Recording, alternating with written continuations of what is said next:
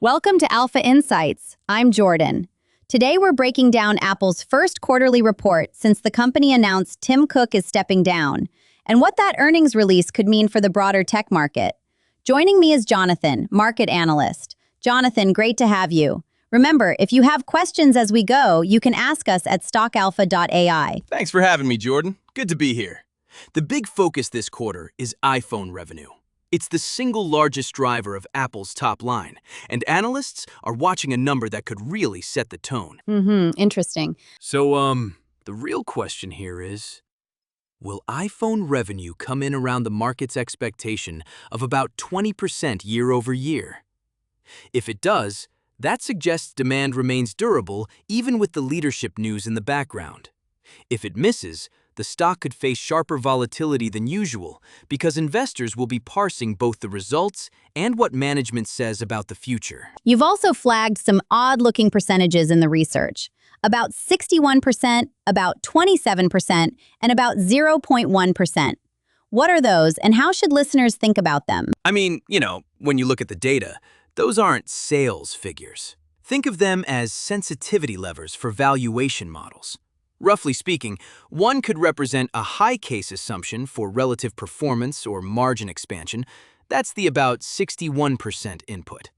Another, about 27%, might be used as an alternate margin or growth deceleration scenario. And the tiny one, about 0.1%, could be a discount rate tweak or an essentially flat sensitivity case.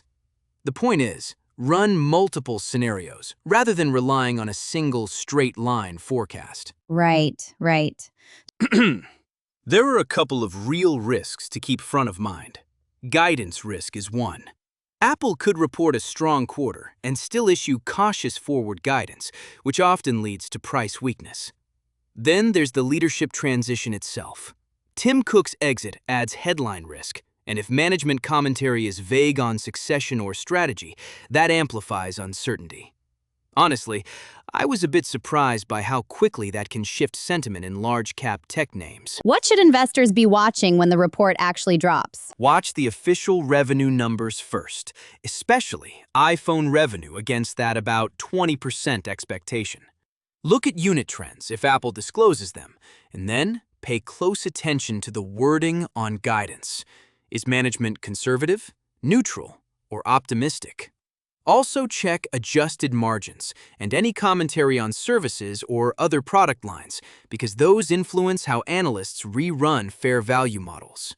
Finally, watch the market reaction in the hours after the print to see which investor groups are driving flows. Momentum traders can move the stock a lot in the short term. Analysts note two simple scenarios. One, a clean beat on iPhone revenue plus confident guidance would support the constructive case and could justify higher multiples across consumer tech. Two, a revenue miss or cautious outlook could trigger a quick re-rating because the market will retest assumptions about growth and margins. Model sensitivity matters here. Small input changes can produce very different implied fair values, which is why those percentage levers matter. Okay, to wrap up, what are the main takeaways listeners should leave with? First, treat the roughly 20% iPhone revenue expectation as the central earnings yardstick. It's the headline investors will weight most. Second, use the additional sensitivity figures, about 61%, about 27%, and about 0.1%, to stress test your valuation assumptions. Don't rely on a single scenario. Third, watch guidance and management commentary closely, because leadership transition noise can magnify market reactions. And, just to be clear, this discussion is informational only, not personalized investment advice. Great summary. Thanks, Jonathan. If you have questions about anything we discussed today, you can ask us directly at stockalpha.ai. We answer listener questions live. And for more market insights, head over to stockalpha.ai. That's stockalpha.ai. Thanks for listening.